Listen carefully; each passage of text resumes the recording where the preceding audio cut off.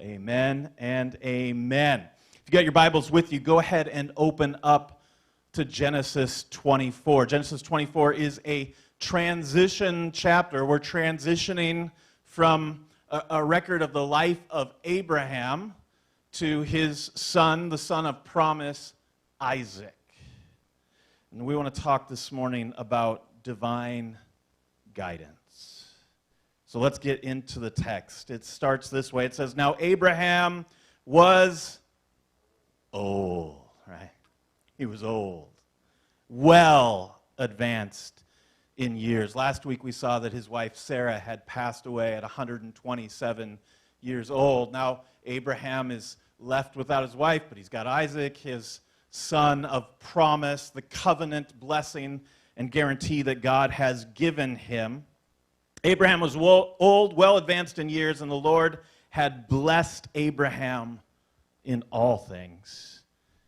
And Abraham said to his servant, the oldest of his household, who had charge of all that he had. So this is Abraham's chief of staff. This is the guy that's taking care of all of his stuff. And especially as he's getting older, I imagine he's been giving more and more responsibility to this servant. He calls him in, and he says, "Put your hand under my thigh, that I may make you swear by the Lord, the God of the heavens and the God of the earth." That's just weird, right? I mean, this is not a normal, ordinary occurrence for any of us. And most of us would be like, no, not. I'll sign a contract. You can bring in a notary, because that's how we do our pledges and our oaths and covenants. But this is an ancient Near Eastern custom. Remember, the Bible was written for us, but it was not written to us. This is one of those cultural realities that we've got to kind of put ourselves in their mindset to understand what's going on. And let me just say, the Bible is a grown-up book for grown-ups. All right, it's dealing with reality, and this is kind of a grown-up visceral image. Okay, what's going on here is Abraham is going to ask him to go and find a wife for his son. He wants to guarantee that his son Isaac, the son of promise, will continue on in the land, will have a wife, and that the promise and covenant to Abraham will continue. So that's the nature of the promise that he's going to ask. And so he comes and he says, "I want you to put your hand under my thigh." Literally, I want you to put your hand around my genitals. Why? Because it is the sign of fertility, of offspring. This is the nature of what he's asking him to do. And he's asking him to do it in the presence of God. I want you to make this pledge and promise to me in the presence of God, not only the God of this little piece of land, but the God of all the heavens and the God of all the earth. He says that you will not take a wife for my son from the daughters of the Canaanites, among whom I dwell. Now, this is maybe on the surface, it looks a little racist, right? Like he's got something against these people based on ethnicity. That's really not what's going on. Abraham now is dwelling in a land that God has promised him, but it's still occupied by other peoples. As we saw last week, up until this point, all he's owned is one little well. Now he's got a well and a cave that he can bury his dead. But he doesn't possess yet the land which God has given him. That land is still filled with other peoples. And Abraham's concern, and I think it's very valid and very wise, is that if his son Isaac takes a wife from one of those peoples in the land, he will be assimilated into that people. That wife that he would bring from that land would lead him away from the covenant-keeping God to the gods of the land. That it would bring confusion to the faithfulness of God and his promise. So Abraham says, I want you to promise me that you will not get my son a wife from any of the peoples here. We need to make it clear that God is starting a new people in this place.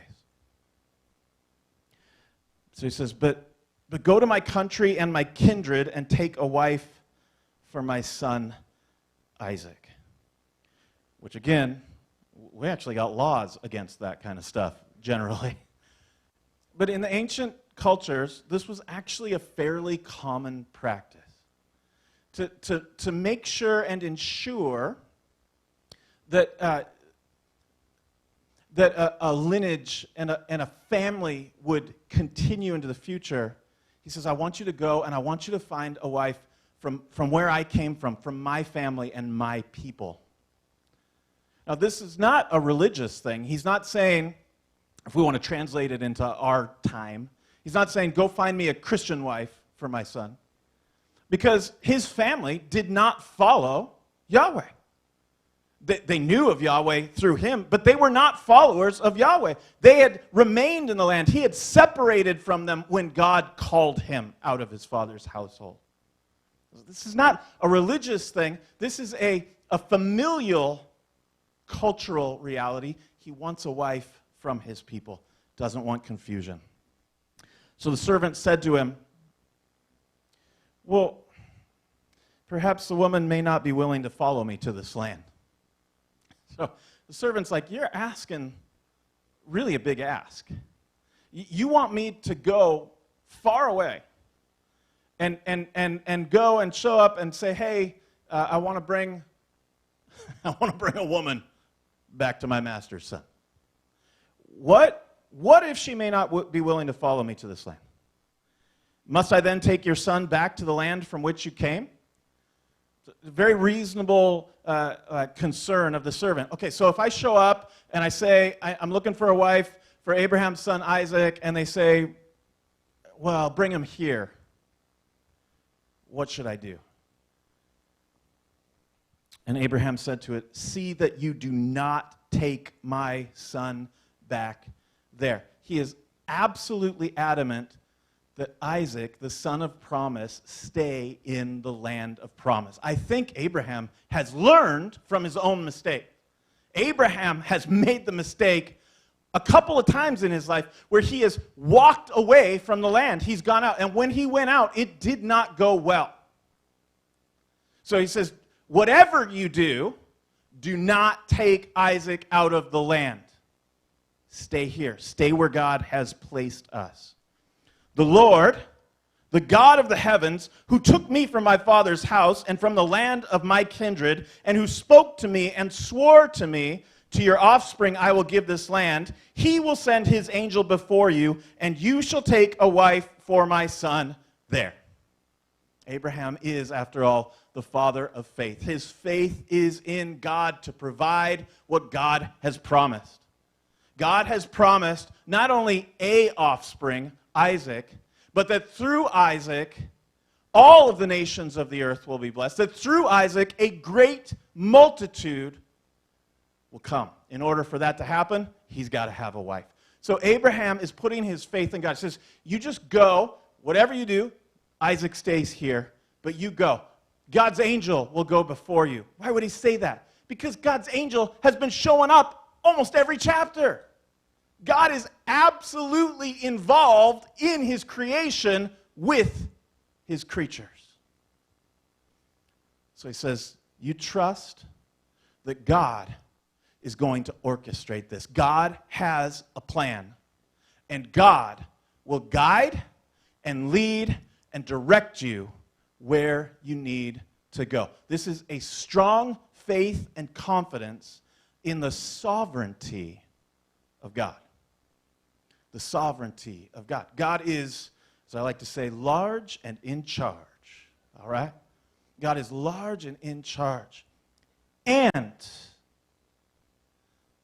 we have a role to play. He says this, if the woman is not willing to follow you, Then you will be free from this oath of mine. Only you must not take my son back there. So once again, we have in the scripture here this incredible tension between the sovereignty of God and the responsibility and freedom and choice of man. In other words, God has this plan, and Abraham has faith in that plan, but he understands that people have a role to play in this, to choose. So he says, you go, you trust that God is going to lead you there to the right person. And when you find her, she's going to have the choice. Now, if she chooses not to get on board with God's agenda, that's not on you, he says to the servant.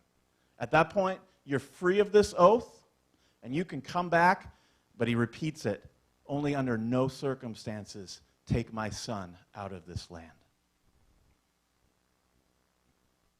So the servant put his hand under the thigh of Abraham, his master, and swore to him concerning this matter. The servant took 10 of his master's camels and departed. 10 camels. That may not sound like a lot to you, but in the ancient world, 10 camels was a display of wealth, a display of success and blessing. 10 camels was a big deal. And he's going on a long journey. He takes with him all sorts of choice gifts from his master, and he arose and went to Mesopotamia, to the city of Nahor. Mesopotamia is, in the Hebrew, it's Aram Naharim. It means literally Aram between two rivers. It's what we would call modern-day Syria, all right? So you see they're starting down in the bottom there, which is modern-day Israel, where they are. And he's got to make his journey all the way up there through wilderness and mountains and deserts. It is not an easy journey, all the way up to the city of Nahor. Nahor might be a name that you're familiar with.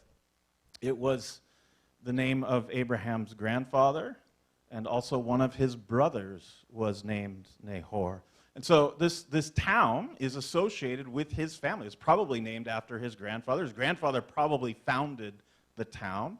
And so it's no surprise that we find the descendants and the relatives of Abraham in this town. So he takes these 10 camels, he takes servants, he loads it up with gifts, and they make the long journey back to the land that God had called Abraham from. When he gets there, it says, he made the camels kneel down outside the city by the well of water at the time of evening, the time when women go out to draw water. Almost every town and village in the ancient Near East was situated this way. You did not build a town unless there was good water supply. And every town would have a common well on the outskirts of the city, so that as people come in and out, they're able to get water for themselves, get water for their animals. This is a vital necessity. And so he says, he arrives there towards the evening time, and when he gets there, he has the camels all kneel down. So you get these 10 camels. I mean, this would make an impression. People would have seen him show up. They would have been wondering, who's this rich dude just showed up in our little town in the middle of nowhere? He causes his camels to line up, and it's evening time, the time when the women, and in that cultural reality, the women would go and gather water. And they live in a hot, arid climate, much like ours. And if you had to take a big jug and put it on your head and go out and fill it with water and then bring it back to your household, when would you choose to do it? You choose to do it in the early morning or in the evening when it was cool as it could be. It reminds me of a story out of the Gospels, right? When Jesus is standing at a well at midday, high noon, the hottest part of the day, and a woman comes out to get water. that would have caught your attention. That's not when people went out to get water. So it's evening time. The women begin to come out. And the servant said, "O Lord." Remember, when we see Lord in small caps or capital letters in our Bibles, it's translating the covenant name of God, Yahweh. So he is praying to the God of Abraham and now of Isaac, to the covenant God who has revealed himself. "O Lord, God of my master Abraham, please grant me success today and show steadfast love to my master Abraham." Steadfast love, it's the Hebrew word chesed. It's one of the most beautiful and difficult to translate Hebrew words that we find in the Old Testament. It's sometimes translated as kindness. It's sometimes translated as love or compassion, sometimes as loyal love. It's this beautiful, rich, profound word that is often used as one of the defining elements of who God is. God is chesed. He is loyal and loving and compassionate and kind and faithful. He is trustworthy and dependable. And so the servant cries out to God, "Oh God, God of my master Abraham, please grant me success today and show your chesed, show your faithfulness. Show your loyal love and kindness to my master Abraham. Behold, I'm standing by the spring of water, and the daughters of the men of the city are coming out to draw water. Let the young woman to whom I say, 'Please, let down your jar that I may drink,' and who shall say, 'Drink, and I will water your camels,' let her be the one who you have appointed to your servant Isaac. By this I shall know that you have shown steadfast love, chesed, to my master." You know, we're 24 chapters into Genesis, and this is the first time, the first person that's recorded that prays and asks for divine guidance. It's fascinating. The unnamed servant of Abraham. He prays and he cries out and he says, "God, I'm here because of you. I'm not here on my own agenda. I'm here because of you. And I'm asking you, God, to honor your word, to be faithful to who you are, on the basis of your chesed, your compassion, your loyalty, your love, on the basis of who you are and what you've revealed to your servant Abraham. I'm asking for your guidance. I'm asking for your help. So here I am. I'm in this foreign land. All these women are coming out. I've been given this mission that's all about your covenant faithfulness and promise. So God, help me out. Here's what I'd like you to do, God. I'm gonna walk up to a woman and I'm gonna say, "Can I have a drink?" And if she lowers it, she takes it off of her head and lowers it down and gives me a drink. And then if she says, "Let me water your camels as well," then I'll know that she's the one. That will be the sign. What a bold prayer. What an do you pray that way? I mean, do you turn to God for his guidance and direction with that kind of faith? I'm not sure that we do as much as we could and as much as we should. I think far too often we lean on our own understanding. See, but God has called him into this reality. God is the one that has led him on this. So he is looking to God. One of my old friends used to say, God's will, God's bill. Right? When God calls, he will provide. This is his prayer. God, you've called me to do this, and look, there's all these women coming out here. How am I supposed to figure this out? God, I need you to help. I need you to help. So he prays for God's guidance. Before he had finished speaking, I like that little detail and phrase, right? So here's again that balance between human participation and God's sovereignty, right? I mean, he's not even done praying, and here comes Rebekah. Here comes Rebekah. Behold, Rebekah, who was born to Bethuel, the son of Milcah, the wife of Nahor. Rebekah. It's got an interesting name. In the Hebrew, the same letters that spell out Rebekah spell the word stall. And it refers to stall-fed cattle rather than wild grazing cattle. And the difference between stall-fed cattle and grazing cattle is that the stall-fed cattle was always fatter, right? They got the choicest meat. And the idea, in the Hebrew language, this word literally means choice or well-fed. That wouldn't be a compliment to the ladies in our culture. But in the ancient Near East, that was a compliment. It was like, she's a brick house. She's mighty, mighty.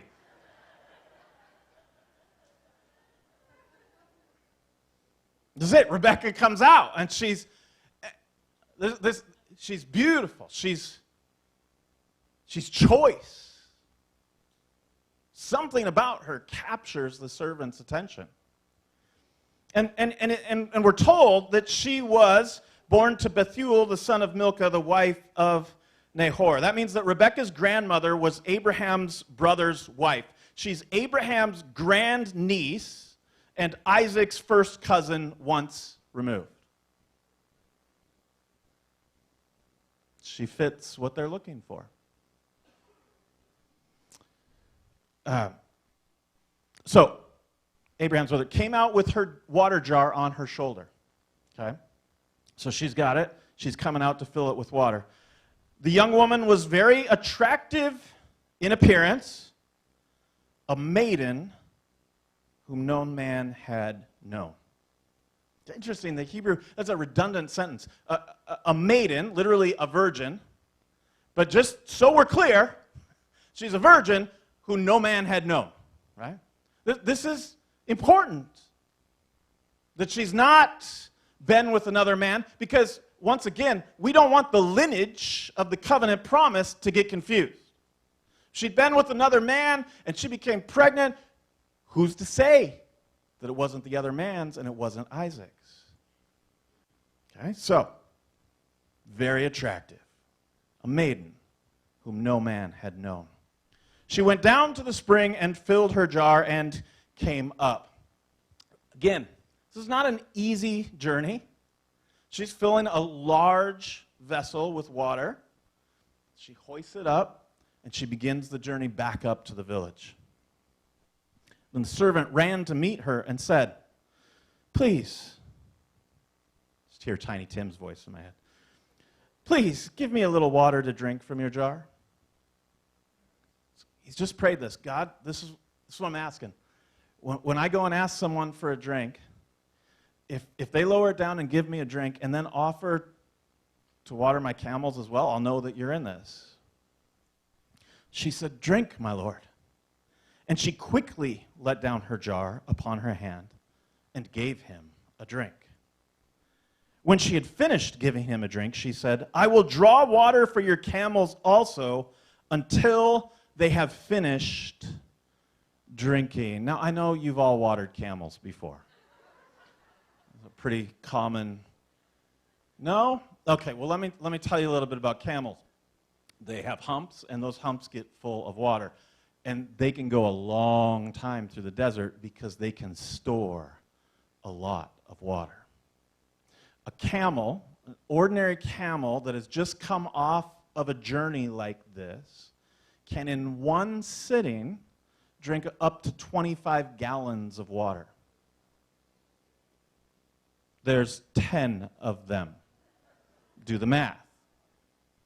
This is not a small thing that she's offered.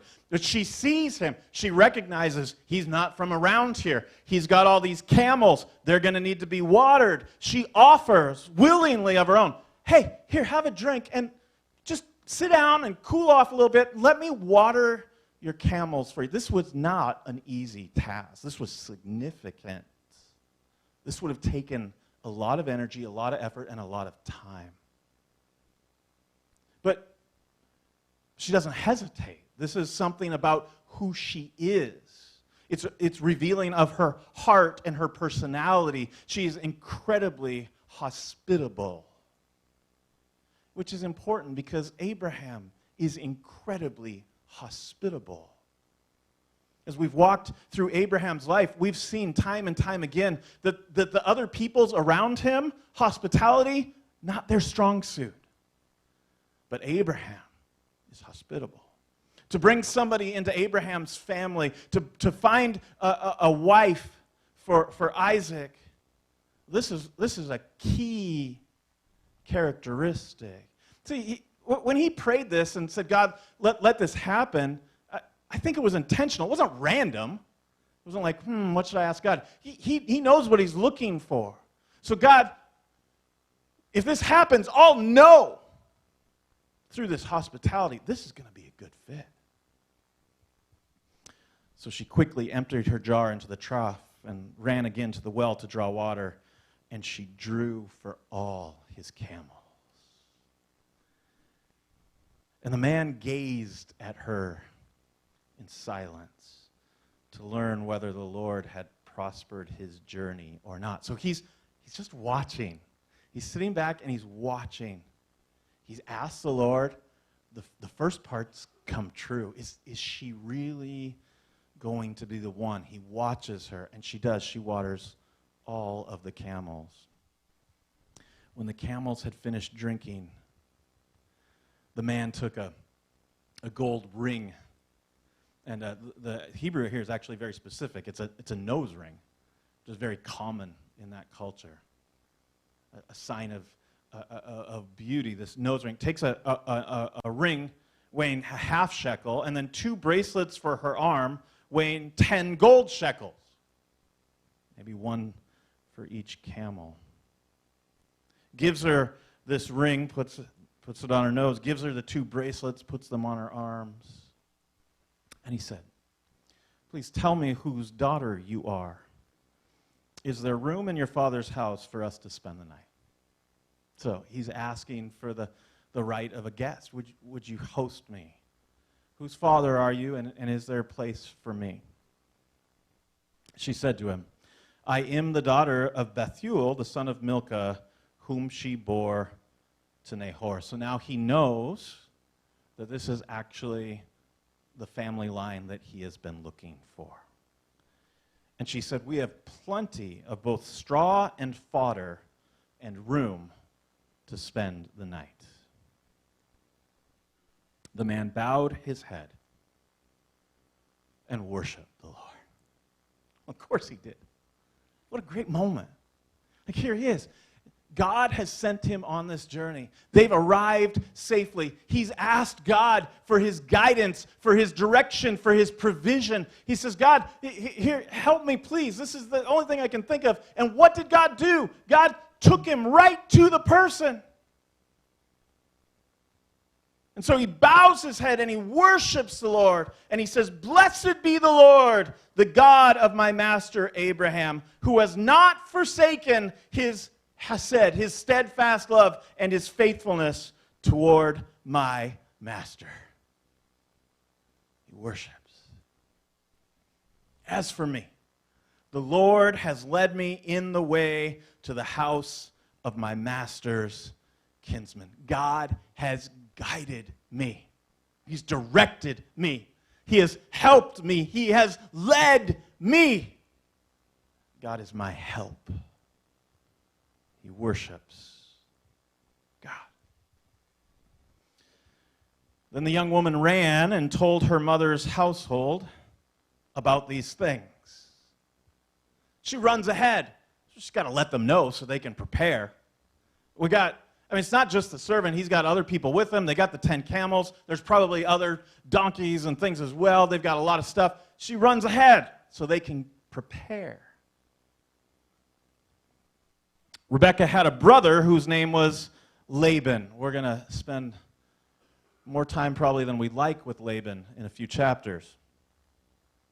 Laban ran out toward the man to the spring, and as soon as he saw the ring and the bracelets on his sister's arm. That's a really interesting and important detail. It begins to reveal a little bit of his character. We're going to see Laban is greedy. Laban is not of the highest order of integrity. Laban will do whatever he can to get as much as he can. When Laban comes out, the moment he sees that gold nose ring, those heavy golden bracelets on his sister, he's like, oh, yeah, they can come to our house.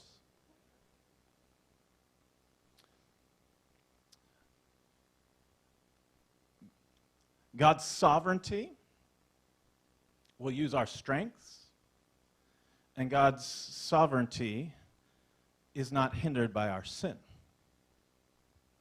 Laban's being motivated by greed here, and yet God is making it happen. All right? So as soon as he saw it and heard the words of Rebekah, his sister, thus the man spoke to me, he went to the man, and behold, he was standing by the camels at the spring, and he said, come in, O blessed of the Lord. That's interesting because he uses the covenant name of God. He's not a worshiper of God. Let's be real clear on this. He's not. He worships the deities of that land, of that area, of his fathers. But he knows of Abraham's journey. He knows of the God that called Abraham. So he says, hey, blessed of Yahweh, blessed of the Lord, why are you outside? I prepared the house. I got a place for the camels. So the man came to the house and unharnessed the camels and gave straw and fodder to the camels. And there was water to wash his feet and the feet of the men who were with him. So hospitality is being provided. We take care of the animals first. Here's the servant and the other men there. Their feet are caked with dust and grime from the journey. They're given water. Their feet are washed. It's a refreshing, beautiful sign of hospitality. Then food was set before them to eat. But he said, I will not eat until I have said what I have to say. I like this servant. Right? Listen, I'm hungry. I've been on a long journey. I haven't had a good home-cooked meal in a long time. They put all this food before him.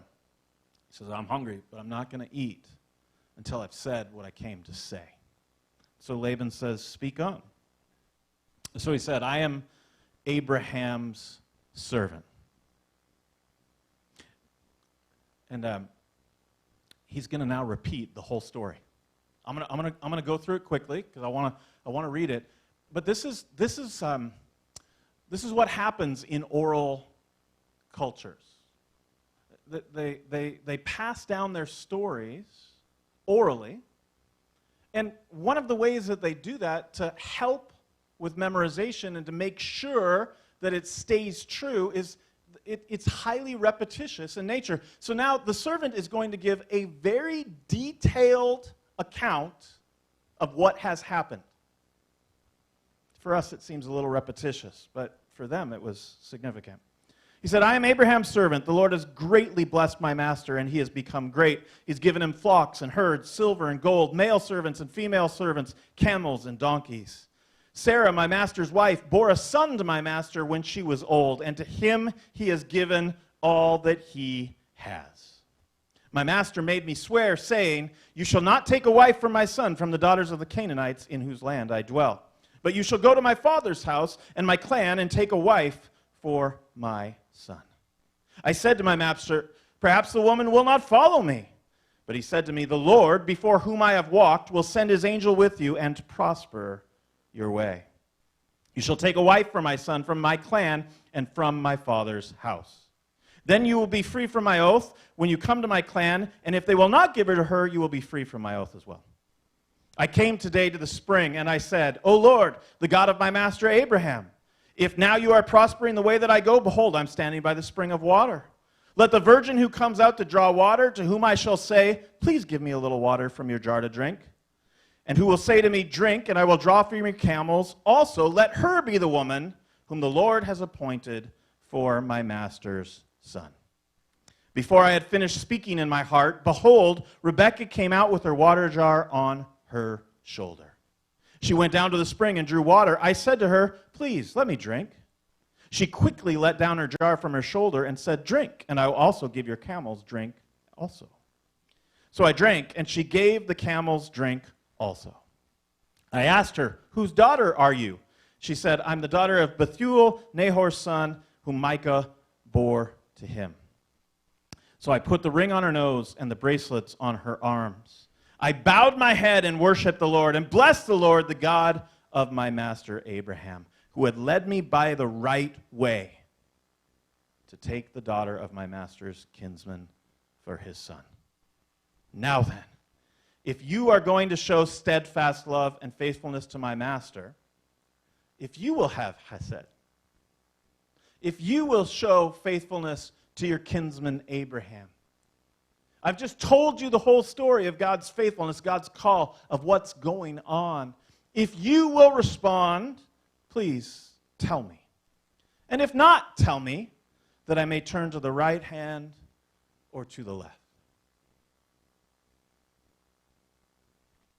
Then Laban and Bethuel answered and said, this thing has come from the Lord. We cannot speak to you bad or good. In other words, they're saying it's above our pay grade. Right? Like this story that you've just told us, that doesn't happen on a regular basis, an occurrence. Like that's an amazing journey. It's an amazing guidance and providence of God. They say, what you've just told us, God put this together. We can't say whether it's good or bad. Behold, Rebekah is before you. Take her and go. Let her be the wife of your master's son, just as the Lord has spoken. When Abraham's servant heard their words, he bowed himself to the earth before the Lord. He literally he gets down on the ground in awe, in joy, in delight. God has guided him and provided exactly what God had asked. The servant brought out jewelry of silver and of gold and garments and gave them to Rebekah. He also gave to her brother and to her mother costly ornaments. He just blesses them. It might have been just a simple sign of generosity. It might have been culturally part of a marriage contract. But he blesses them. And he and the men who were with him ate and drank, and they spent the night there. When they arose in the morning, he said, send me away to my master.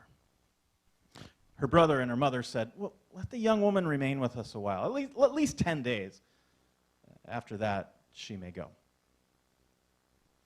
The 10 days is probably a colloquialism. They're probably asking for a longer period of time, right? Stay with us for a while. We want to have our last time with Rebekah. We want to stretch this out. We want to. Here's my guess. Laban wants more stuff. That's my guess. Stay with us for a while. Let's give us 10 days, which, 10 days, not unreasonable. A guy can say, oh, I can wait 10 days. So it's probably a way of asking for a longer period of time. But he said to them, don't delay me, since the Lord has prospered my way. Remember what we said yesterday? This is God's deal. So don't delay me. Send me away that I may go back to my master. And they said, let us call the young woman and ask her. It's fascinating, because that is completely countercultural for them. In that culture, Rebekah wouldn't have a choice. But But from the beginning of this chapter, God and through Abraham have said, listen, this is what God is doing, but she's got to make a choice. In many ways, Rebekah is mirroring what Abraham did. When Abraham was dwelling in Mesopotamia, God called him and said, follow me. And Abraham said, I will go. Now, Rebekah is being called by God to come to the land of promise, to become the matriarch of the family, to marry Isaac, and she is given the choice. Let's call the young woman and ask her. And they called Rebekah and said to her, will you go with this man? And she said, just like Abraham, I will go. I will go. I've heard the call of God. I will go. So they sent away Rebekah, their sister, and her nurse, one of her close servants, and Abraham's servant and his men. And they blessed Rebekah and said to her, it's a beautiful blessing that seems really weird to us. Oh, our sister, may you become thousands of 10,000s. It's a sign of prosperity. May you have children upon children upon children upon children. May you be blessed. May you prosper. Our sister, may you become thousands of 10,000s, and may your offspring possess the gate of those who hate him. Fascinating. May your offspring, may your children possess the gate. May they have victory over those that oppose them, of those that hate him. It's fascinating because this is the exact blessing that God gave to Isaac in Genesis 22. Remember when God asked Abraham to sacrifice Isaac? And then God at the last minute stopped him and provided the ram. And then God came and blessed him. And this is what God said. I will surely bless you. I will surely multiply your offspring as the stars of heaven and as the sand that is on the seashore. And your offspring shall possess the gates of his enemies. And in your offspring shall the nations of the earth be blessed because you have obeyed my voice. The parallels here they're put there on purpose. It's fascinating that the same blessing that God has pronounced over Abraham and Isaac is now pronounced from these godless relatives over Rebekah, who's going in to join the family. Then Rebekah and her young woman arose and rode on the camels and followed the man. Thus the servant took Rebekah and went his way. Now Isaac had returned from Beer Lahai-roi. Name's familiar to you. It should be. That's the well where God met Hagar and Ishmael and rescued them. That's the place. So Isaac has been down to this well. And it doesn't tell us, but is he visiting Hagar and Ishmael, who he's still related to and who have stayed in that area? You remember, Ishmael grows up, he becomes an archer, a great skilled archer and hunter. He dwells in that area. Isaac's been down there. Doesn't tell us. Maybe he's visiting with them. Who knows what's going on? We do know this. He's still grieving the loss of his mother. And he knows what his dad is up to. He knows that he sent off the servant to find him a wife. Might be a little bit nervous about that. Isaac had returned from Beer Lahai-roi and was dwelling in the Negev. And Isaac went out to meditate in the field towards evening. Meditate, that Hebrew word there, it's a word of worship. It's a word that we find mostly in the Psalms. Meditation involves considering Yahweh and then expressing the results of that process. So he goes out into the field, end of a hard day of work, and he's meditating. He's thinking about the faithfulness of God. What's he thinking about? Is he thinking about how his mom gave birth to him when she was old? Was he meditating in the field about the time his dad took him as a young man to the top of Mount Moriah and raised a knife while he was bound on an altar? And God, in his faithfulness, rescued him?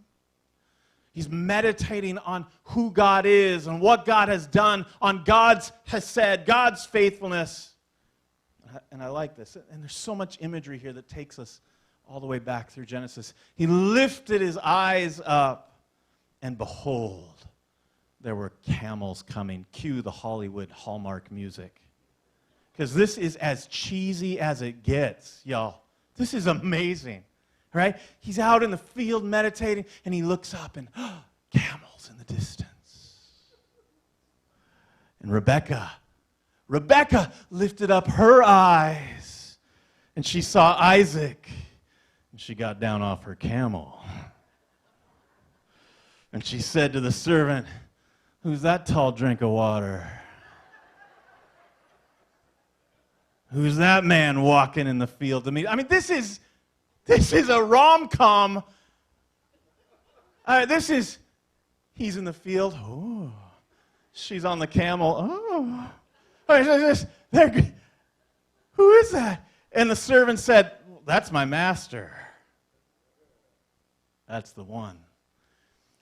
And she took her veil and covered herself. It would be part of the marriage ceremony, part of the bridal custom of the day. Oh, that's him. She puts out the veil, covers herself. And the servant told Isaac all the things that he had done. I'm glad that he didn't repeat the whole story again. Would have made a really long chapter, really long. But he fills in Isaac. Isaac, you're never going to believe what happened. Listen to what God has done. Here she is.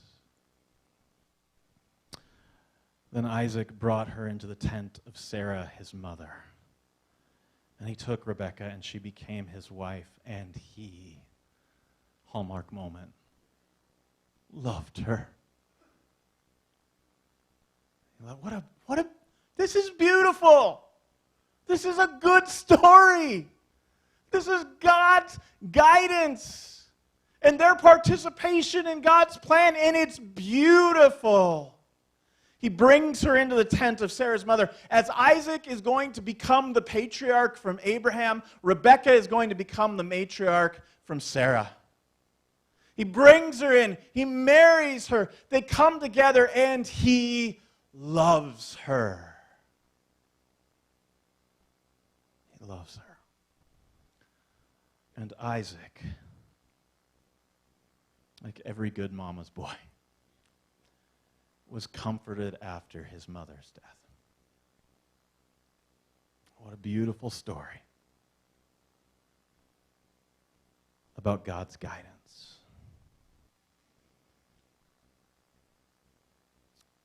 So I was meditating and thinking about this story, saying, what does this have for us?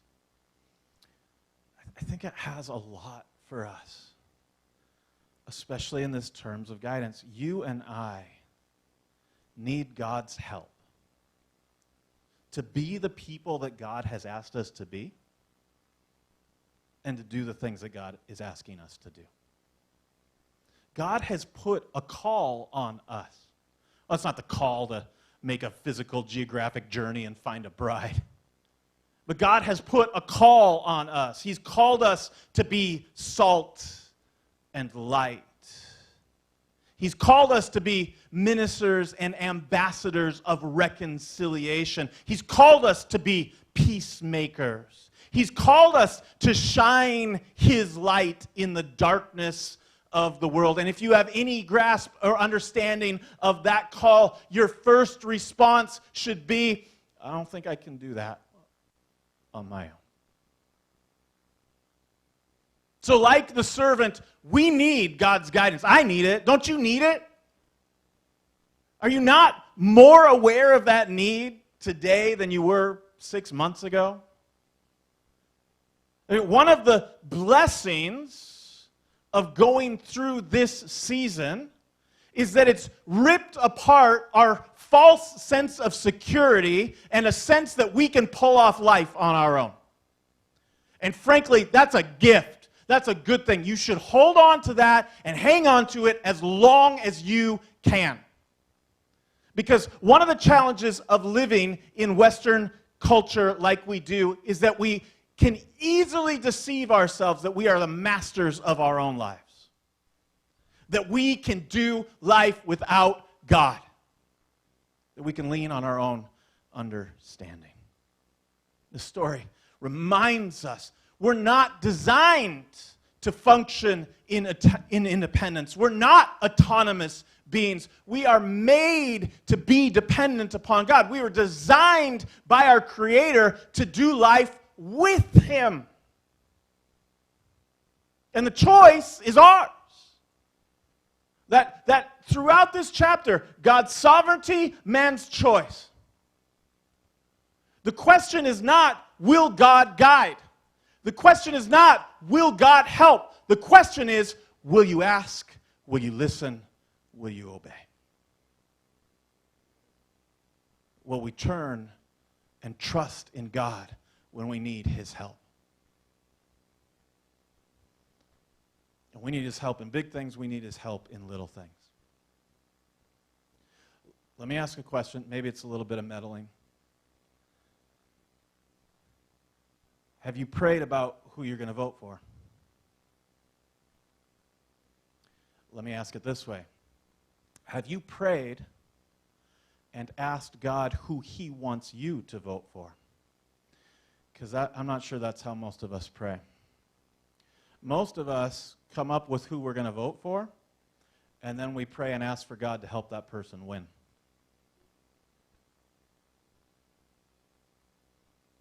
That's not prayer. That's not this kind of prayer. That's not a biblical faith. I want to challenge you, if you haven't voted yet, to ask God, God, who would you like me to vote for? Maybe He'll surprise you. Instead of going to God and saying, hey, I have a good idea, this guy should lead, why don't you make it happen? Why wouldn't we ask and actually listen? Why would we not lean on our own understanding and acknowledge God in all of our ways and ask for His help?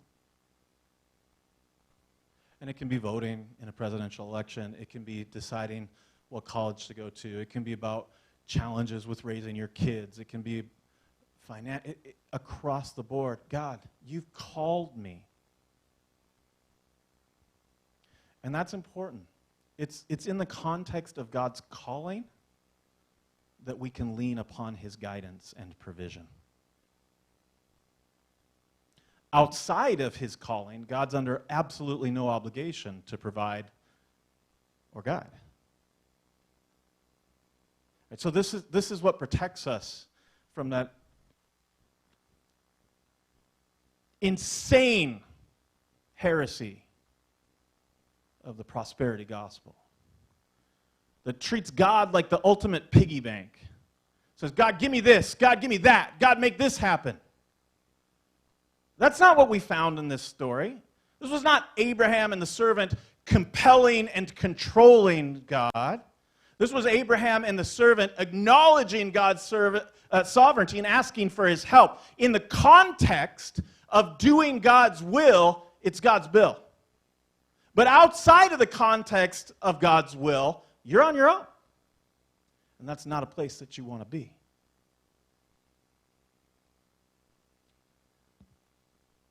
I've had experiences in my life like this. God does this kind of stuff. God's still active today. One of the challenges of dealing with the Old Testament, the Hebrew Scriptures, that we read it and go, God used to do that stuff, but He doesn't do it anymore. It's a nice story, but it's not for me. 20-some years ago, God called me to plant a church. Something way bigger than I was prepared and able to do on my own. But I stepped out in faith and followed. We're living in Portland, Oregon. God called me to plant it downtown. You know where you're seeing all that stuff on the news? That's where I was.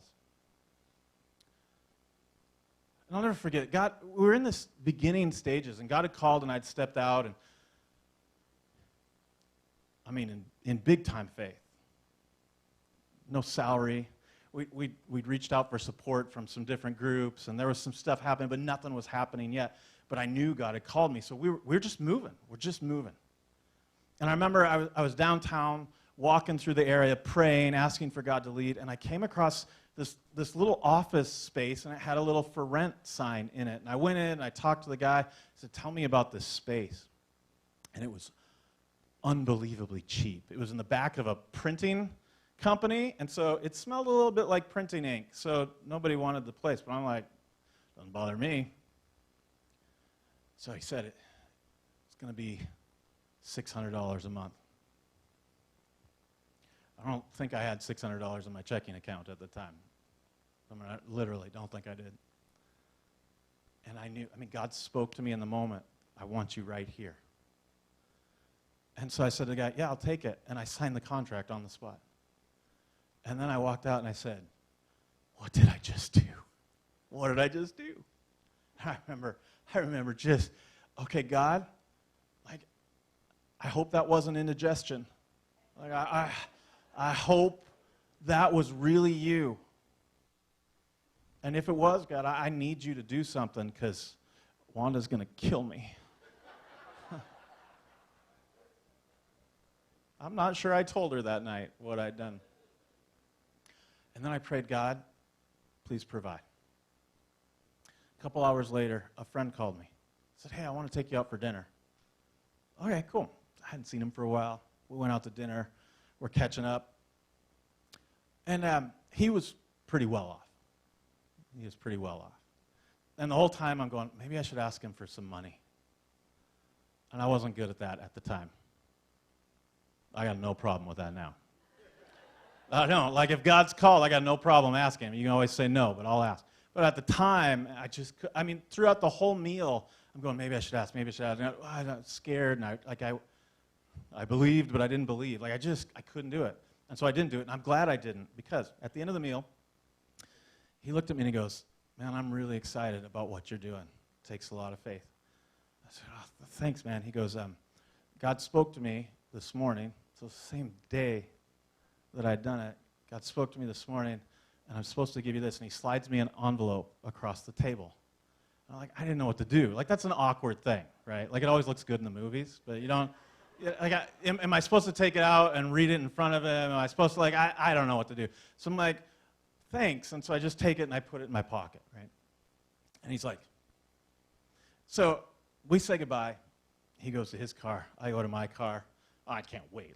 As soon as he drives away, I'm pulling it out, right? And I open it up. And I pull out a check for $5,000. Right? Just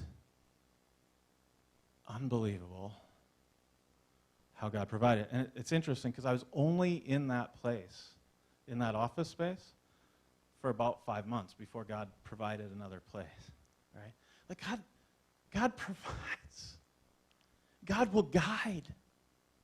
If we're called by him, if we're doing what he asks us to do. I'm not talking about you can control God and compel him to give you what your heart desires. I'm saying when God calls you, he will provide and give you what he's asking you to do.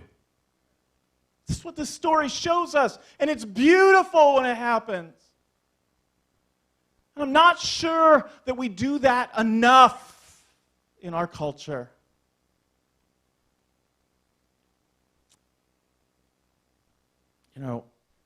Psalm 32. Love this psalm. Verses 8 to 10, God is speaking, and he says, I will instruct you, and I will teach you in the way that you should go. That phrase we saw in the story, the servant went in the way that the Lord led. God says, I will instruct you. Yeah, I'm calling you to do stuff that you don't know how to do, but it's okay because I'm going to teach you in the way that you should go. Here's the thing. He doesn't teach us before we go. He teaches us as we're going.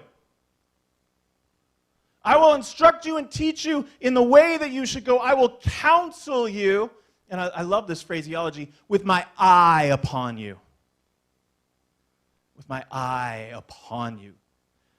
It makes me think of the Lord of the Rings and that creepy eye of Mordor, right? It's always watching. And this is the other side of that. This is the beautiful eye, the good eye, the generous eye, the eye of Hesed. covenant, loyal, faithful love. God says, my eyes on you. I got you. You're not alone. You're not by yourself. I see you. I don't know anything more important in terms of identity and peace of mind, but to be seen and to be known. God promises to see us and know us and not to ridicule us and shame us for our inadequacies and insufficiencies, but to say, I see you, I will teach you, I will counsel you, I'm here for you, my eye is on you. You're not alone. You're known, and you're not alone. So don't be like a horse or a mule. He said it, not me. Don't be like some stupid animal. It's rebellious. It's shaking its head. It's trying to go its own way. Don't be like, I'm with you. I'll counsel you and teach you. Don't be a horse or a mule without understanding, which must be curbed with bit and bridle, or it will not stay near you. Do you need a bit and bridle to stay near God? Don't be like that animal.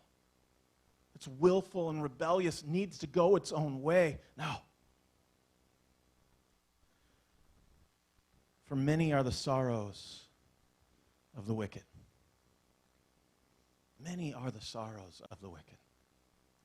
You want to cast your head? You want to stiffen your neck? You want to go your own way? Go ahead. In the words of Dr. Phil, how's that working for you? Many are the sorrows of the wicked. But chesed, steadfast love, surrounds the one who trusts in Yahweh. My friends, we are not alone. We will never be alone. He will never leave us or forsake us. His eye is on you. And if you are here this morning, you're watching online, you're breathing God's oxygen, you're still on this planet, you're here for a reason. God has a plan and a purpose for you. The question is, will you join him? Will you willingly choose him and let him guide you in the way that you should go? Let's pray.